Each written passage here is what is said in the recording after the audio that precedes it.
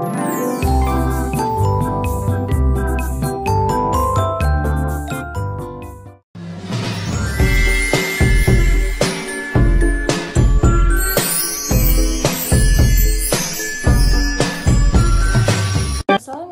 warahmatullahi wabarakatuh. Perkenalkan, nama saya Nasala Fika Amelia dari MP3 Ekonomi F. Pendapatan nasional dan kesenjangan ekonomi. Yang pertama, pendapatan nasional. Pendapatan nasional adalah nilai barang dan jasa yang diproduksi oleh masyarakat suatu negara dalam satu periode tertentu. Pendapatan nasional mencerminkan hasil kegiatan ekonomi yang dihitung menggunakan 3 pendekatan utama. Yang pertama, pendekatan produksi atau nilai tambahan, menghitung total nilai tambah seluruh barang atau jasa yang dihasilkan.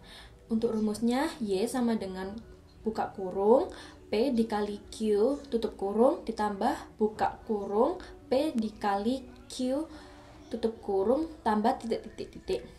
Yang kedua, pendekatan pengeluaran, menghitung semua pengeluaran rumah tangga, konsumen, produsen, pemerintah, dan luar negeri. Untuk rumusnya, Y sama dengan C ditambah I ditambah G ditambah X dikurangi M. Untuk keterangannya, C adalah konsumsi, I investasi, dan G pengeluaran pemerintahan. Untuk X dikurangi M, ekspor dikurangi impor. Yang ketiga, pendekatan penerimaan, menghitung seluruh balas jasa pemilik faktor produksi. Untuk rumusnya, Y sama dengan W ditambah R ditambah I ditambah P.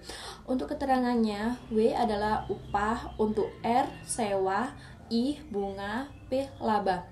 Yang kedua, konsep pendapatan nasional.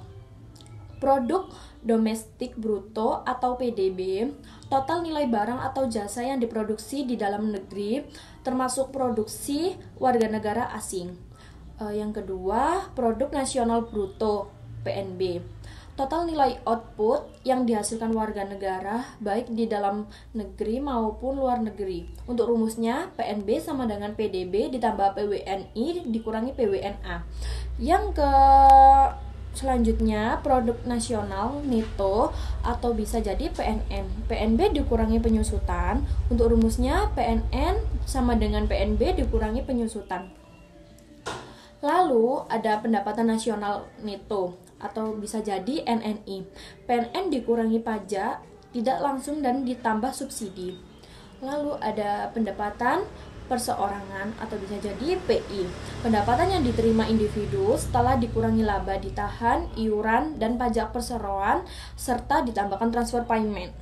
Yang terakhir ada pendapatan disposable atau DI, pendapatan yang siap digunakan masyarakat setelah dikurangi pajak langsung. Yang ketiga, ada pendapatan per kapita. Pendapatan per kapita menunjukkan rata-rata pendapatan tiap penduduk dalam suatu wilayah. Rumusnya ada pendapatan per kapita sama dengan pendapatan nasional dibagi jumlah penduduk. Untuk manfaatnya sendiri, yang pertama ada standar hidup masyarakat. Yang kedua ada menjadi tolok ukur kekayaan suatu daerah. Lalu kesenjangan ekonomi. Yang pertama, pengertian kesenjangan ekonomi. Nah, untuk pengertiannya ini, kesenjangan ekonomi adalah ketidakseimbangan distribusi pendapatan dalam masyarakat yang menciptakan perbedaan besar antar kelompok kaya dan miskin. Untuk kedua, ada penyebab kesenjangan ekonomi. Yang pertama, kondisi demografi. Persebaran penduduk tidak merata. Untuk contohnya, banyak penduduk menumpuk di Pulau Jawa. Dan juga ada komposisi usia produktif yang berbeda antar daerah. Yang kedua, ada kondisi pendidikan. Kualitas pendidikan yang tidak merata menyebabkan perbedaan kualitas sumber daya manusia. Yang ketiga, pendapatan tidak merata. Perbedaan tingkat upah di perkotaan dan pedesaan. Yang keempat, pembangunan yang tidak merata. Infrastruktur yang tidak seimbang mempengaruhi aktivitas ekonomi. Yang kelima, kurangnya lapangan pekerjaan. Jumlah angkatan kerja tinggi, namun lapangan tidak tersedia atau tidak sesuai kompetensi. Yang ketiga, ada indikator ketimpangan pendapatan. Yang pertama, Koefisien Gini mengukur ketidakmerataan distribusi pendapatan nilai berkisaran antara 0 merata hingga 1 tidak merata.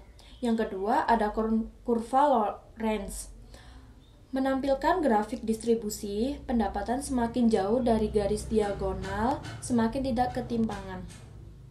Yang keempat ada solusi kesenjangan ekonomi. Yang pertama itu pendidikan, memperbaiki kualitas pendidikan dan akses yang tidak merata.